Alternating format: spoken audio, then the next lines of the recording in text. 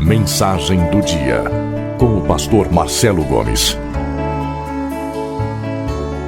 Evangelho de Mateus, capítulo de número 6. Nós vamos ler a partir do verso de número 25 e até o verso 34. Por isso vos digo, não andeis ansiosos pela vossa vida, quanto ao que haveis de comer ou beber, nem pelo vosso corpo, quanto ao que haveis de vestir. Não é a vida mais do que o alimento, e o corpo mais do que as vestes? Observai as aves do céu. Não semeiam, não colhem, nem ajuntam em celeiros. Contudo, vosso Pai Celeste as sustenta. Porventura não valeis vós muito mais do que as aves? Qual de vós, por ansioso que esteja, pode acrescentar um côvado ao curso da sua vida? E por que andais ansiosos quanto ao vestuário? Considerai como crescem os lírios do campo. Eles não trabalham nem fiam. Eu, contudo, vos afirmo que nem Salomão, em toda a sua glória, se vestiu como qualquer deles. Ora, se Deus veste assim a erva do campo, que hoje existe e amanhã é lançada no forno, quanto mais a vós outros, homens de pequena fé. Portanto, não vos inquieteis dizendo, que comeremos, que beberemos, ou com que nos vestiremos? Porque os gentios é que procuram todas estas coisas, pois vosso Pai Celeste sabe que necessitais de todas elas. Buscai, pois, em primeiro lugar o seu reino e a sua justiça, e todas estas coisas vos serão acrescentadas. Portanto, não vos inquieteis com o dia de amanhã, pois o amanhã trará os seus cuidados. Basta ao dia o seu próprio mal. Até aqui. Pai amado, nós pedimos-te que fales ao nosso coração de uma maneira muito especial e que toda a estratégia maligna na tentativa de nos afastar da tua palavra seja envergonhada em nome de Jesus. Queremos ser livres não apenas para ouvir-te, mas também para colocar em prática a tua palavra nas nossas vidas, em nome de Jesus. Amém. Eu não gosto muito de fazer o tipo de pregação que eu vou fazer hoje, porque ela não atinge quase ninguém. São muito poucas as pessoas que precisam de uma palavra como essa. Porque eu vou falar sobre ansiedade. E poucas pessoas são ansiosas. Quase ninguém. Então, se não é o seu caso, se você não é ansioso, não tem na sua família nenhum caso, não é daquelas poucas pessoas que conhecem um ansioso, fiquei sabendo de 7 casos no estado do Paraná, de pessoas ansiosas. Então, se você não é das poucas pessoas que conhecem alguém ansioso, tenha um pouco de paciência, seja misericordioso com esse pastor, porque o tema de hoje é esse. Nós vamos falar um pouquinho sobre a ansiedade. Embora eu tenha começado brincando, esse talvez seja o grande mal da humanidade, a ansiedade. A ansiedade mina a vida humana. Contamina os relacionamentos. A ansiedade prejudica o desempenho. A ansiedade paralisa as iniciativas. A ansiedade promove desencontros. A ansiedade trava a comunicação. Pessoas ansiosas têm dificuldade até mesmo de entender mensagens simples. Não porque tenham dificuldades intelectuais, cognitivas, mentais. Pelo contrário, às vezes são pessoas inteligentíssimas, muito capazes, mas que por causa da ansiedade não conseguem compreender informações simples. Ouvem B quando o outro diz A, ouvem A quando o outro diz B. A ansiedade faz com que relacionamentos fiquem abalados. A ansiedade prejudica a autoestima. Pessoas ansiosas desenvolvem um senso de incapacidade muito grande. Pessoas ansiosas começam a ter medo de enfrentar perigos.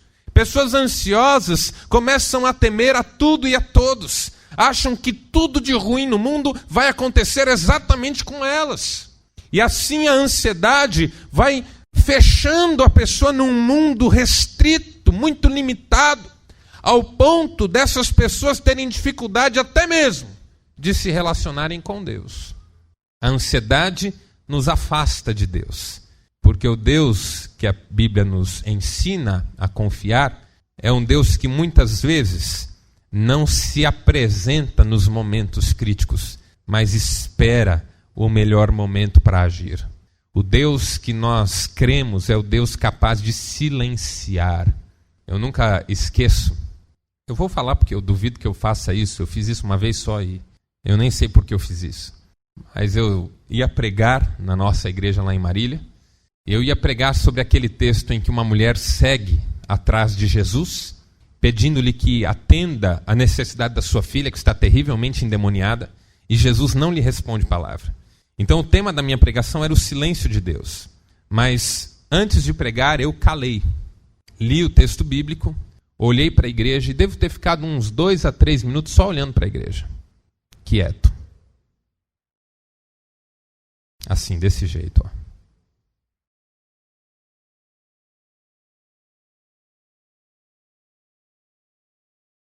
De repente alguém começa a olhar para trás.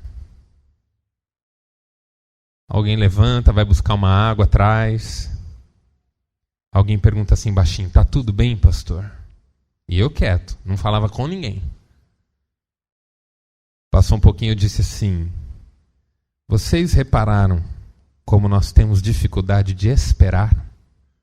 Você já reparou que 1 minuto de silêncio não tem mais 1 minuto em nenhum lugar?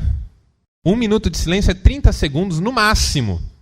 Só chama 1 minuto de silêncio. Pede para a igreja fazer oração silenciosa e depois alguém quebra o silêncio com uma oração. Se o sujeito não quebrar antes de alguém começar a orar, já começa a haver uma tensão na igreja. Nós temos dificuldade de esperar. E aí a mensagem naquele dia é sobre quando Deus nos faz esperar. Tão difícil quando Deus nos faz esperar. Tão complicado quando Deus não nos responde. Tão complicado quando Deus não se manifesta no nosso problema. Tão complicado quando nós oramos e a nossa oração parece que está batendo no teto, nada acontece. E aí a ansiedade toma conta dos nossos corações e nós nos lançamos resolver com os nossos próprios recursos, com as nossas próprias forças. Então a ansiedade é um problema no relacionamento com Deus, inclusive. Rubem Alves disse que nós somos todos prisioneiros da ansiedade. Pois a ansiedade é isso: medo de um perigo que, por enquanto, só existe no cenário que nós mesmos imaginamos. Talvez a melhor definição de ansiedade seja essa. A ansiedade é o medo daquilo que não existe. A ansiedade é um temor em relação àquilo que não aconteceu. O medo do não acontecer. O medo do ficar para depois. O medo de não serem as coisas do jeito que nós gostaríamos que fossem. Eu costumo dizer que a ansiedade é uma expectativa exagerada em relação a algo que está no nosso sonho, no nosso desejo. Nós estamos, por exemplo, vivendo aí a proximidade da Copa do Mundo. Impressionante como o país para nessa época. Comércio todo enfeitado, as residências enfeitadas. Hoje eu estava vendo um prédio cheio de bandeiras, estava bonito até. E dia do jogo do Brasil, tudo fechado. Ninguém faz nada. O médico está lá operando e diz: guarda aí. E aí antes de a Copa começar fica aquela ansiedade. Pessoas que não veem a hora. Eu, por exemplo, sou um desses. Né? Reconheço meu pecado aqui, irmãos. Eu gosto de futebol. E reconheço um pecado maior hoje. Sou corintiano. Fazer o quê?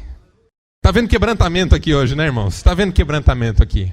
Mas eu tenho outro pecado. Eu sou persistente no erro. Dificilmente mudo. Fica aquele clima de ansiedade, expectativa. Há pessoas que exageram na expectativa. Querem muito que alguma coisa aconteça, que alguma coisa chegue. E começam a transformar isso num problema. Sabe quando você viaja com seu filho? Vai fazer uma viagem de 500 quilômetros. Você não viajou nem 30. E ele começa a perguntar se vai demorar. Pai, vai demorar? Vai, filho. Quanto? Bastante ainda. Passa 5 minutos. E agora, pai? Vai demorar? Vai, filho, bastante. Com 100 quilômetros você já parou o carro, já bateu nele. Ele já entrou chorando. Ansiedade. Será que não vai acontecer? Será que não vai sair? Será que a pessoa não vai chegar? Será que a notícia não vem? Ansiedade como expectativa exagerada. Mas a ansiedade também pode ser o medo, a angústia, o sofrimento em relação a alguma coisa que não é desejável e que pode chegar. Não é só em relação ao desejável que a ansiedade se manifesta, é em relação ao não desejável também. Será que eu vou continuar no emprego? Será que eu vou ser mandado embora? Os problemas, a possibilidade dos problemas se apresentarem, isso gera muita ansiedade no nosso coração. Há um tempo atrás eu atendi um senhor já, mas ele não era de muita idade. um senhor talvez de uns 50, 60 anos, não me lembro. Eu chamo de um senhor por respeito, porque é novo, novíssimo. Dizendo, pastor, tenho medo de morrer. Mas o irmão tem alguma coisa? Não, não tenho nada. Aconteceu alguma coisa? Não, não aconteceu nada. Foi ao médico, fez um exame? Não, não fiz nada. Estou com medo só. Medo de morrer. Medo do problema, medo do perigo, medo que as coisas não saiam como planejado. Isso também gera ansiedade. Mas tem um terceiro fator motivador de ansiedade, que é aquele peso que muitas vezes nós carregamos em relação a decisões erradas que nós já tomamos. Pessoas que são ansiosas nem pelo desejo do desejável, nem pelo medo do indesejável, nem pela vontade de que o sonho se realize, nem pelo temor de que a adversidade venha. Mas pessoas que são ansiosas porque carregam culpas, porque sentem que em algum momento da vida tomaram uma decisão que fez com que a vida ganhasse um outro rumo, que não se apresentou, que não se revelou como um rumo agradável. São pessoas que vivem ansiosas a troco de nada. Não sabem explicar o motivo da sua ansiedade. Não sabem por que tem tanta angústia. Não sabem por que vivem aprisionadas. Mas se nós formos vasculhar a história dessas pessoas, há lá culpas. Há nessa história decisões que até hoje são como uma faca afiada no coração dessa pessoa. E essa pessoa se transforma numa pessoa melancólica, sempre pensando em como seria a sua vida se a decisão fosse outra, em como seria a sua vida se ela tivesse feito de outra forma, em como seria a sua vida se ela não tivesse ido por esse caminho. E o fato é que não dá mais para voltar, mas a pessoa continua se martirizando por isso. Assim a ansiedade se manifesta. E por isso ela é tão universal, porque ela tem várias formas, mas produz um mesmo sentimento. O sentimento de insegurança, o sentimento do pode não ser do jeito que eu estou imaginando, o sentimento de será que eu vou conseguir, o sentimento muitas vezes de abandono, como se nós estivéssemos sozinhos nas nossas lutas. A ansiedade é um inimigo. Não que a ansiedade seja um problema apenas em si mesma. Deus nos fez com capacidade de sermos ansiosos. E a ansiedade talvez até tenha um lado bom. É por ansiedade, por exemplo, que você não entra correndo num quarto escuro. Como é que você entra num quarto escuro, onde não dá para ver nada? Passos curtos, movimentos lentos. Não é assim que você entra num quarto escuro? Quem entra num quarto escuro feito um doido se machuca. Tropeça em alguma coisa que não sabia que estava no chão. Bate a cabeça em alguma coisa que não sabia que era tão baixa. Pode correr o risco até mais grave. Por que Deus nos fez com a capacidade de estarmos ansiosos? Porque senão nós não teríamos limites. A ansiedade em relação ao novo, por exemplo, é uma ansiedade positiva. Eu preciso ter alguma ansiedade em relação à novidade, senão eu vou me lançando e vou fazendo bobagem. A ansiedade gera cuidado. Naquilo que eu não conheço, eu mexo devagar. Não é de qualquer jeito. Mas o nosso problema, e é dessa ansiedade que Jesus está falando, é quando a ansiedade ultrapassa certo ponto tolerável e se transforma então num inimigo. Porque ao invés de nos habilitar para resolver as coisas, nos incapacita a resolvê-las. Essa ansiedade é complicada e essa nos assola. E aí Jesus viu que essa ansiedade estava no coração dos discípulos. Essa ansiedade. Porque o que os discípulos aguardavam? Qual era o desejo deles, o anseio deles? Que Israel fosse salvo da mão dos seus opressores, de Roma em especial. Por isso que quando Jesus ressuscita e anuncia a vinda do Espírito em poder, os discípulos logo perguntam, será este o tempo em que restaurarás o reino a Israel? Essa pergunta estava engasgada nos discípulos há muito. Essa pergunta estava consumindo-os por dentro. Tudo que eles mais desejavam era ser livres. E a expectativa que eles tinham no Messias, na chegada no Messias, a ansiedade messiânica estava relacionada a esse desejo de liberdade. E eles estavam ansiosos. E a ansiedade deles lhes fazia temerários, precipitados. O que é que Pedro faz quando os soldados vêm prender Jesus? Puxa da espada e corta a orelha de um deles. Por quê? Porque se Jesus for preso, o sonho da libertação pode estar acabado. Na ansiedade de Pedro, ele puxa a espada sem que Jesus tenha mandado. Na sua ansiedade, você puxa a espada sem que Deus tenha mandado. Você agride quando Deus manda perdoar. Você responde quando Deus manda silenciar. Na nossa ansiedade, nós agimos quando Deus manda descansar. E não agimos quando Deus manda agir. Essa era a ansiedade dos discípulos. O que eles tinham medo? Eles tinham medo de repente, a promessa do Messias ser uma farsa, ser apenas uma história religiosa.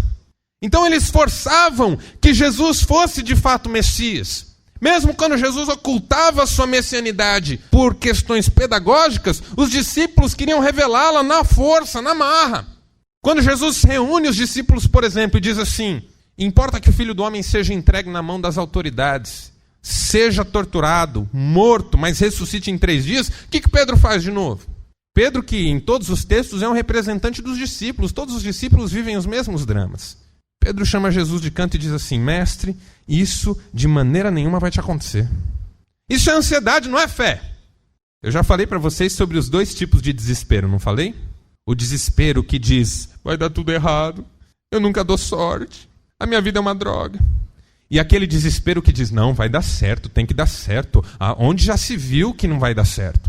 Isso também é desespero. Porque a fé não está comprometida com o resultado, a fé está comprometida com o cuidado de Deus.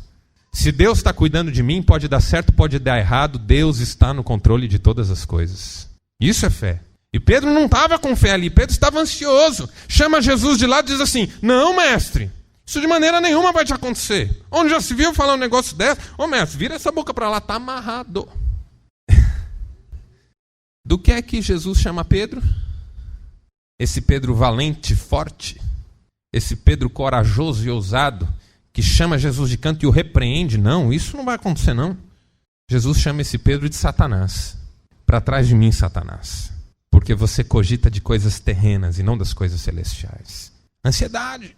A ansiedade dos discípulos como peso. O que acontece com Judas, por exemplo, quando ele traz Jesus? Sai para enforcar-se. Não consegue lidar com o peso da sua decisão errada. O que acontece com Pedro quando Pedro nega Jesus? Volta para sua pescaria, mas não consegue pescar. E quando aparece alguém que pode ser Jesus na praia, ele não espera nem o barco ir, ele pula do barco e vai correndo. Ele está ansioso, por quê? Porque ele carrega um peso. Então Jesus via tudo isso. Jesus sabia que a ansiedade dominava o coração dos seus discípulos. E por isso ele precisava falar sobre a ansiedade. E a palavra de Jesus é: não andeis ansiosos. Não andeis ansiosos. É assim que começa o texto que nós lemos. Por isso vos digo, não andeis ansiosos. Mas aí a pergunta óbvia qual que é? Como? Porque eu já entendi o que é ansiedade. Também já sei que não devo estar ansioso. Mas eu continuo ansioso. Como eu posso vencer a ansiedade? Esse texto é sobre isso. Porque Jesus não diz apenas o que você tem que fazer, mas ele também diz como você pode chegar lá. Essa é a bênção de andarmos com Jesus. Ele não nos manda apenas, ele nos capacita a viver dessa forma. Por isso Agostinho de Hipona, no seu livro Confissões, diz uma frase que eu tenho tomado como uma das frases das minhas orações: dá-me o que ordenas, e ordenas o que quiseres. Dá-me o que tu me ordenas, e ordena o que tu quiseres. É esse o Deus que nós cremos, que não só manda, mas nos capacita. Por isso o apóstolo Paulo diz que está nele tanto o querer quanto o efetuar. Você é ansioso? Você é ansiosa? Quer vencer esse desafio na sua vida? Quer dar passos na direção da obediência às palavras de Jesus? Creia, o Espírito Santo vai capacitar você. Vai dar vitória para o seu coração diante da sua adversidade, diante da sua luta contra a ansiedade. Amém, irmãos? Então, como que Jesus entende que nós podemos vencer a ansiedade? Primeiro, nós podemos vencer a ansiedade assumindo-a como um engano. Eu vou repetir. Nós podemos vencer a ansiedade assumindo-a como um engano, porque a ansiedade é um engano. Qual que é o engano da ansiedade? A ansiedade nos diz: resolva. A ansiedade nos diz: vá em frente. A ansiedade nos diz: faça do seu jeito. A ansiedade nos diz: não vai dar certo o que você está planejando, já comece a se preparar para o pior. A ansiedade coloca todo o peso do universo inteirinho sobre os seus ombros. E o engano está exatamente aí. Eu e você não somos capazes de carregar esse peso. Eu e você não somos capazes de lidar com todas as possibilidades. É a lei de Murphy que diz que se alguma coisa pode dar errado, vai dar errado. Se alguma coisa vai dar errado, pode dar errado, vai dar errado. Às vezes isso acontece mesmo, né? Pão com manteiga, quando cai com a manteiga para baixo. Não é assim? Hoje, por exemplo, eu estava saindo de casa, já tinha consertado a relação do meu computador com o computador aqui da igreja, porque os meus e-mails nunca chegavam, mas já tinha arrumado isso. Então eu sempre vinha municiado de um monte de coisas aqui. Hoje, como meu e-mail estava funcionando normalmente, mandei lá minha mensagem. Aí na hora de sair de casa, eu pensei assim, era bom levar em disquete. Mas eu queria chegar um pouco mais cedo, falei, não, com certeza vai dar tudo certo. Nunca deu errado. Mas aí se pode dar errado, o que acontece? Dá errado. Acontece que as possibilidades da adversidade na nossa vida são ilimitadas. Ilimitadas. É possível que alguma coisa aconteça comigo no decorrer da minha vida. Só que sabe qual que é o engano da ansiedade? Nós nos preparamos acreditando que se nós tomarmos cuidado, nada de errado vai acontecer. Por isso que a gente fica tão bravo quando alguma coisa errada acontece. Porque não era para acontecer. Você já reparou que nós não nos preparamos para sofrer, por exemplo? Não nos preparamos. Nós não queremos, nós achamos injusto sofrer se nós cuidamos de tudo. Se nós fizermos tudo certinho. Para nós é uma afronta que Deus nos permita passar por alguma provação se nós abraçamos todos os recursos e todas as precauções possíveis. O engano da ansiedade é que ela finge que nós somos superpoderosos. Que pela preocupação nós podemos resolver problemas. Quantas noites de sono você já não perdeu? Eu já perdi noites de sono ridículas. Por exemplo, será que o cheque daquela pessoa que comprou não sei o que de mim vai cair segunda-feira? Isso é sexta. Porque se não cair, os cheques que eu dei, que caem na segunda, vão voltar. Aí da sexta para o sábado eu não durmo. Porque fico pensando, e se não caiu? E se o cheque que a pessoa me deu for sem fundo? E se o cheque que a pessoa me deu não compensar no dia que tem que compensar? E se? Aí eu não durmo. Aí eu não durmo da sexta para o sábado, eu não durmo do sábado para o domingo, eu não durmo do domingo para a segunda. Pergunta, o que eu resolvi nessas 3 noites? Diga para mim. Nada. Você já perdeu uma noite de sono pensando num problema que não mudou nada? Porque você ficou a noite inteira ali? Virando de um lado para o outro, pensando, e levanta, e anda, e liga a TV, e desliga a TV, e volta, e não dorme, e pensa, e anda. Só que a ansiedade faz a gente pensar que se a gente se preocupar, a gente vai resolver. E muitas vezes é exatamente o contrário. Por isso que Jesus, nesse texto que nós lemos, dos versículos 25 a 27, vai dizer que nós não devemos estar ansiosos, inclusive pelo fato de que nós não podemos, versículo 27, por mais ansiosos que estejamos, acrescentar um côvado ao curso da nossa vida. No final das contas, não importa quão ansioso eu esteja, eu não posso acrescentar um dia a mais na minha existência. As pessoas mais ansiosas são aquelas que acham que a responsabilidade pelo cuidado do mundo inteiro estão sobre seus ombros. Às vezes eu tenho que chamar uma outra pessoa e dizer assim, meu irmão, não é responsabilidade sua. Minha irmã, não é responsabilidade sua. Você já conheceu gente que quer resolver o problema do mundo inteiro? Eu conheci uma numa viagem a Campinas, porque em Marília eu nunca vi. Aqui eu ainda não vi também, mas eu estou de olho.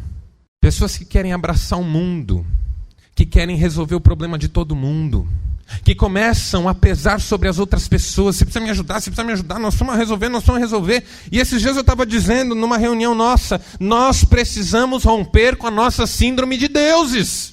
Porque quando nós olhamos para o mundo e queremos resolver todos os problemas do mundo, sabe o que nós estamos dizendo? Deus não está fazendo o seu trabalho.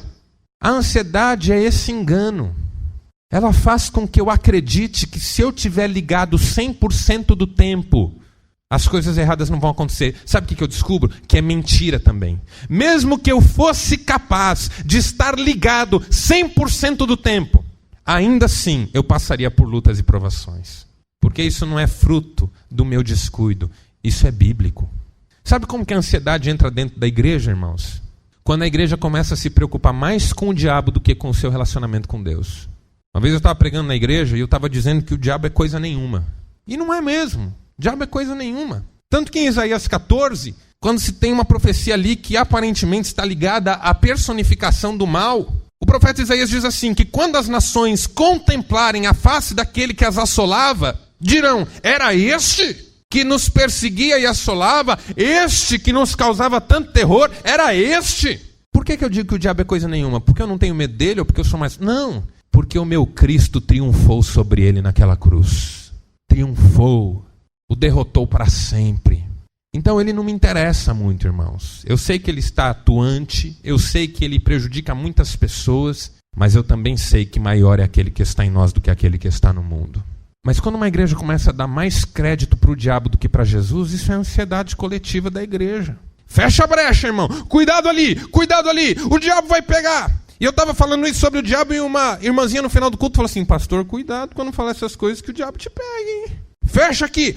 Isso está acontecendo, acho que é porque eu esqueci de orar ontem de manhã. Ontem de manhã eu orei em nome de Jesus, esqueci de falar o sangue de Jesus e é por isso que isso está acontecendo comigo hoje. Isso é ansiedade, meu caro.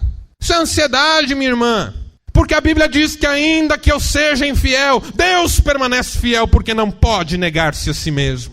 Eu estou protegido, seguro nas mãos desse Deus. É ansiedade quando eu acho que está em mim cuidar de mim. Porque quem, por mais ansioso que esteja, pode acrescentar um dia na sua vida? Quem? Então eu tenho que assumir a ansiedade como um engano. A minha ansiedade mente para mim. Ela mente para mim. Ela transforma os meus medos em algo muito maior do que o que eles realmente são. Ela transforma os meus desejos em algo muito mais complicado do que eles são. Ela aumenta potencialmente as minhas culpas, tornando-as muito mais pesadas do que o que elas são.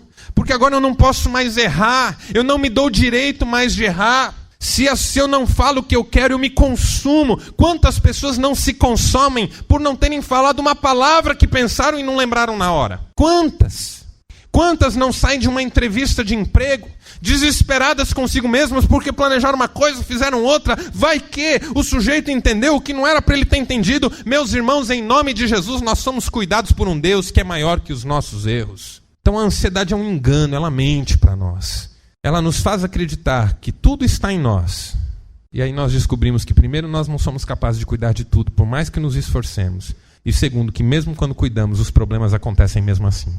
Segundo, mas nós precisamos assumir a ansiedade como oportunidade, como desafio, como a hora certa de nos aproximarmos de Deus. E sabe por quê, irmãos? Porque não importa quão ansiosos estejamos, não importa quanto medo tenhamos, o nosso Deus nos ama e continua cuidando de nós. O que é que Jesus diz? Observai as aves. Elas não semeiam e não colhem, mas Deus as alimenta todo dia. Observai os lírios. Eles não costuram, mas Deus os veste. E nem Salomão, com todo o seu esplendor, se vestiu como um deles. Se Deus alimenta assim a ave e veste assim a flor, quanto mais a vós outros, homens de pequena fé, Deus cuidará de vós. Meus irmãos, nós precisamos declarar para nós mesmos nesse momento que Deus está no controle de todas as coisas e que Ele cuida de nós. O nosso Deus é um Deus fiel. O nosso Deus é um Deus que se preocupa com as nossas necessidades, que conhece as nossas necessidades antes de pedirmos. Mas o fato é que o nosso Deus é tão amoroso que Ele sabe do que nós precisamos antes de nós pedirmos. Antes.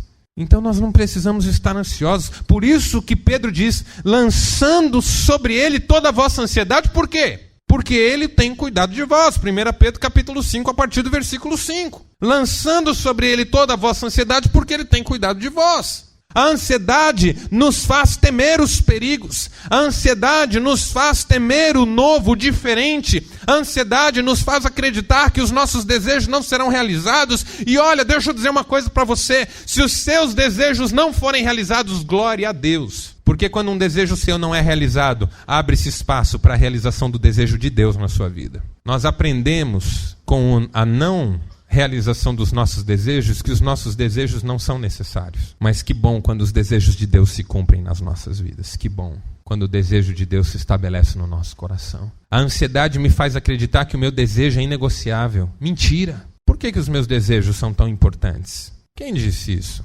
Deus sabe o que é melhor para nós. Deus sabe o que é melhor para você nessa noite. Deus sabe o que é melhor para sua família. Deus tem cuidado de você. A ansiedade faz com que eu me preocupe muito como cuidar das coisas. Mas a fé diz, Deus está cuidando da minha vida. Então como é que eu venço a ansiedade? Combatendo com ela. A ansiedade consegue, por alguma razão, mobilizar todos os meus sentimentos e emoções e colocá-los contra mim. E aí o marido diz assim: eu não vou conseguir pôr comida na mesa dos meus filhos o mês que vem. E aí a mulher diz assim: meu marido não vai mais gostar de mim. E aí a criança diz assim: meus pais vão me abandonar. E isso faz com que essas pessoas comecem a tomar decisões que já pressupõem estas verdades, que não são verdades coisa nenhuma. Por isso que Paul Tournier diz que o medo cria aquilo que teme. Você já viu a namorada enciumada fazer de tudo ao ponto de o seu namorado de fato ir embora? Nós esquecemos que há um Deus cuidando de nós e que tem o melhor para nós. E que se algo der errado, glória a Deus, Deus está no controle de tudo. Então nós precisamos bombardear os nossos sentimentos com essas declarações de fé. O que Paulo diz que a fé é na armadura? Quem lembra? O que a fé é na armadura de Paulo lá em Efésios capítulo 6? Um escudo. Para quê? Para quê? Para desviar os dardos do maligno. A irmã está toda tranquila lá em casa, varrendo o quintal, ouvindo uma música lá do Chitãozinho e Chororó no rádio. Super tranquila. Varrendo, tranquila. Aí vem um pensamento assim: seu marido está com outra. O escudo da fé serve para se defender disso. Sabe como o escudo da fé funciona? Eu não vou duvidar. Se isso fosse verdade por alguma razão, eu sei que Deus me ajudaria, me revelaria, me daria todos os passos. Deus não permitiria que eu vivesse nesse engano. Então Satanás arreda, não cogitas das coisas do céu, mas da terra. Mas a ansiedade faz assim: será? Bem que realmente aquela fulana que trabalha... eu nunca fui com a cara daquela moça. Mas esse safado vai ver quando ele chegar. Aí naquele dia o marido chega mais tarde. Onde você estava? Eu demorei lá. Tava com quem? Aí esse marido na saída encontrou com aquela tia super amorosa, abraçadeira, perfumada, que abraçou, beijou. Que cheiro é esse? Quem te abraçou? Quem? Irmãos, eu sei que você nunca viu isso, mas é assim que é. Eu aconselhei um garoto uma vez de 11 anos, cujos pensamentos diziam: um dia você vai chegar em casa e os seus pais não estão mais lá. Sabe o que ele desenvolveu? Síndrome do pânico. Um dia eu orei com uma menina de 8 anos, que tinha convicção de que quando ela fizesse 9 ela ia morrer. 8 anos. E ela chorava compulsivamente e dizia: pastor, alguém me falou que quando eu fizer 9 anos eu vou morrer. Ela falou: quem? Eu não sei, foi no meu quarto à noite. Eu falei: mas você reconheceu a voz? Ela disse: não, mas eu fiquei assustada. Foi o diabo, irmãos. O diabo não tem poder, o único poder que ele tem é soprar no nosso ouvido. O diabo é um baita de um fofoqueiro. Tudo que ele sabe fazer é falar. Aí ele vem e solta uma dessa. Isso é a seta inflamada. Para que serve o escudo da fé? Para defender, meu Deus do céu. Para dizer: não é isso. E se for, Deus cuidará da minha vida. Porque ainda que um pai ou uma mãe se esqueçam do seu filho, todavia o Senhor me acolherá. Essa é a certeza que eu tenho. Então eu venço a minha ansiedade, não dizendo isso não vai acontecer de maneira nenhuma, mas dizendo: eu não creio, mas se acontecer, eu tenho um Deus que cuida de mim. Se eu perder um emprego, eu tenho um Deus que cuida de mim. Se o casamento entrar em crise, eu tenho um Deus que cuida de mim. Se o dinheiro não for suficiente no mês, eu tenho um Deus que cuida de mim. Então eu não vou me deixar contaminar pelas possibilidades que muito remotas são, porque a ansiedade é um engano. E por último, irmãos, a ansiedade tem que ser assumida como motivação. A ansiedade tem que ser assumida como motivação. Por quê? Porque a ansiedade tem que nos fazer entender que antes de sermos desejosos das bênçãos, nós temos que ser desejosos da justiça de Deus. Dê uma olhada em como termina o texto que nós lemos. Isso do versículo 32, do 31 ao 33, mas eu quero ler especialmente o 33. Buscai, pois, em primeiro lugar, o seu reino e a sua justiça, e todas estas coisas vos serão acrescentadas. Por que nós somos tão ansiosos? Porque nós estamos por demais comprometidos com o nosso desejo de bênçãos. Você já notou que quanto mais conquistas uma pessoa tem, mais ansiosa ela é? Eu pastoreei numa congregação de gente muito pobre. Muito pobre. Levantava para trabalhar às 6 horas da manhã, voltava para casa às 6 horas da tarde, 7 horas da noite. Mas aí, deixava tudo lá. No fim de semana, no sábado, tem churrasco na laje. No domingo, tem junta-panela. No domingo à noite, tem pastel lá no Zé Dito. no hamburgão. São pessoas que falam de coisas. Conheci poucos com depressão. Aí você fala assim, então pastor, o segredo para a ansiedade é ser pobre? Não. Mas você já notou que quanto mais conquistas alguém tem, mais motivos para se preocupar? Por quê? Porque primeiro são muito mais ambientes de preocupação. Segundo, porque se tudo isso desmoronar, desmorona junto o sonho de uma vida, da construção de uma autoestima. Você já viu gente que resolveria tudo vendendo uma coisa só e não vende? Eu já conheci gente endividada, que se vende um patrimônio, resolve tudo, não vende, deixa a dívida rolar. Aí você pergunta, por quê? Não sei, não consigo vender. Não consigo abrir mão. Por que não consegue abrir mão? Ah, não, porque, sabe, foi tanto esforço, mas não era para isso. Às vezes a pessoa tem um terreno, no meio do coisa nenhuma. Ela não vai construir lá, já tem casa própria. Não pode vender. Aí você pergunta, mas por que não? Ah, porque isso é para quando eu precisar. Mas não é o caso agora? Não estou querendo dizer aqui como você tem que administrar o seu negócio, não é esse o meu papel. Fique tranquilo se você tem um terreno e não quer vender. Não é disso que eu estou falando, entendeu? Não é disso. O que eu estou dizendo é, a ansiedade que vem, às vezes até em quem tem como resolver, é uma coisa de doido. Por quê? Porque naquele patrimônio todo tem muito da minha autoestima. Vender um terreno é como retroceder. É como abrir mão, é perder. Eu não posso perder. Porque se eu começo a perder agora, só Deus sabe onde isso vai parar. Então, de repente, isso vira fator de ansiedade. Por quê? Porque eu não quero abrir mão de tudo aquilo que eu conquistei e que fez com que eu me sentisse melhor perante os outros. Irmãs, eu não tenho nada contra a moda. Quer dizer, tenho, mas não vou falar aqui. Eu não tenho nada contra você ter bolsa, sapato, essa coisa toda. Mas quando você começa a se sentir bem porque conseguiu comprar uma bolsa nova, quando você se sente bem porque conseguiu comprar mais um sapato na sua coleção de 120 pares, até a centopeia tem inveja de você. Porque ela que tem tantos pés não tem tantos sapatos. Cristiane sai comigo e fala assim, vamos comprar um sapato? Eu falo, mas eu tenho. Ela fala, mas vamos comprar outro? Eu falo, não tenho mais pés. Mas isso sou eu. Agora, quando a gente começa a comprar para se sentir bem, como a gente começa a colocar naquele produto a nossa autoestima, alguma coisa está muito errada com a gente. A gente precisa se quebrantar. Porque aquilo não vai ter limite. Não vai ter limite. Então, quando a gente constrói a nossa vida em função da bênção, não tem limite. Deus nos abençoa hoje, amanhã a gente já está reclamando. Você tem uma vitória hoje, amanhã você já está reclamando da outra que você ainda não teve. Deixa eu dizer uma coisa para você, olhe bem na minha direção, vou falar com muita seriedade agora. O nosso desafio não está na bênção. O nosso desafio está na justiça. A igreja não está aqui para pedir bênção. A igreja está aqui para ser agente de justiça. O que mais nos interessa não é a bênção de Deus, mas é o seu reino e a sua justiça.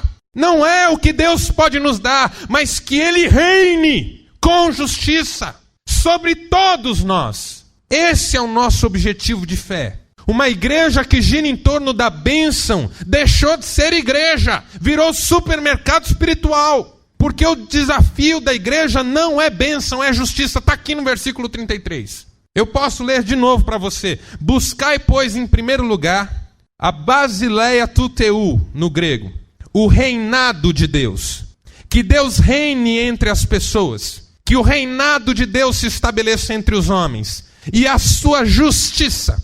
E tudo mais vem como consequência. Tudo mais. Então, quando a igreja se organiza em torno da bênção, isso é fator gerador de ansiedade, porque o meu irmão recebe e eu não. Mas o meu irmão não recebeu para ele, em nome de Jesus, ele recebeu para dividir comigo. Isso é justiça de Deus. Uma igreja que vive em torno da bênção, o sujeito faz 50 campanhas de oração, morrendo de inveja daquele que na primeira ganhou a bênção dele. Ou você nunca viu isso? E eu não sou contra a campanha de oração. Na nossa igreja lá em Marília nós fazíamos em muito boas campanhas de oração, graças a Deus. Mas o que eu estou dizendo é, quanta gente eu não vi dizendo, pastor, eu estou na 49ª semana. O fulano novo convertido, eu conheço a história dele, o cara é uma mala. Veio aqui em 3 dias, a oração dele já foi respondida, tanto que ele nem terminou a semana. Quando a igreja se organiza em torno da bênção, ela fica invejosa. Quando a igreja se organiza em torno da bênção, ela fica interesseira. Culto de bênção é assim, ó, reunião de oração. Gostou do barulhinho que eu fiz? Quando a igreja se organiza em torno da bênção, ela fica utilitária. E a bênção não é o nosso alvo. Eu queria ver o dia que a gente, ao invés de fazer uma noite da bênção, fizer uma noite da justiça. Não vem ninguém. Noite da justiça.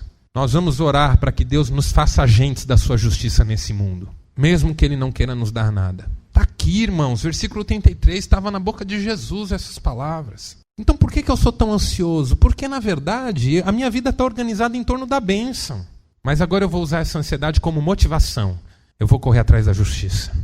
E aí a justiça, enquanto não acontece, é problema de Deus, não é problema meu. Porque eu quero ser agente da justiça, mas eu não sou quem estabelece a justiça.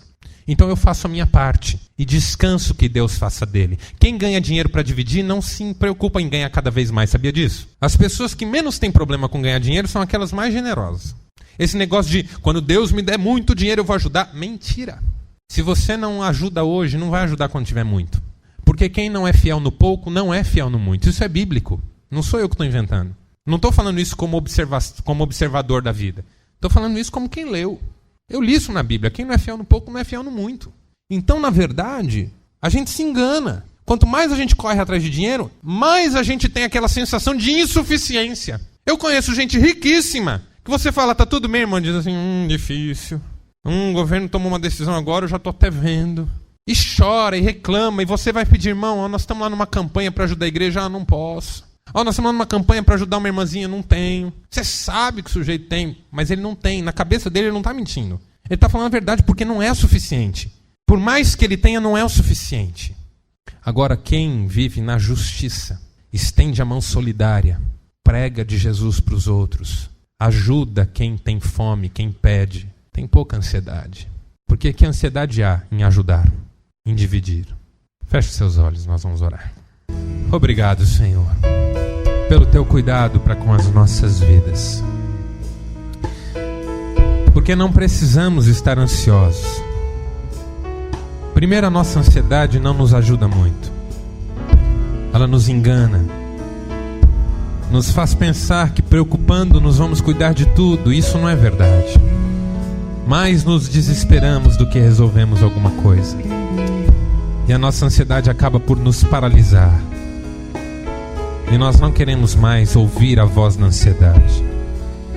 Queremos assumi-la hoje como uma oportunidade de lançarmos sobre ti toda a nossa ansiedade. A ansiedade serve para isso, para ser lançada. E nós queremos lançá-la nas tuas mãos. Porque tu tens cuidado de nós. E ó Deus, nessa noite a nossa oração, pelo menos a minha, e eu sei que a de muitos irmãos que aqui estão,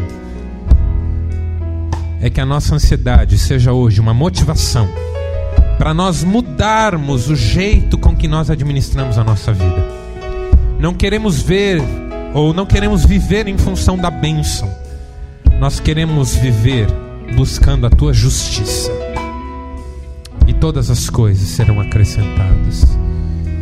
Cuida de nós, Pai, da ansiedade do nosso coração, em nome de Jesus.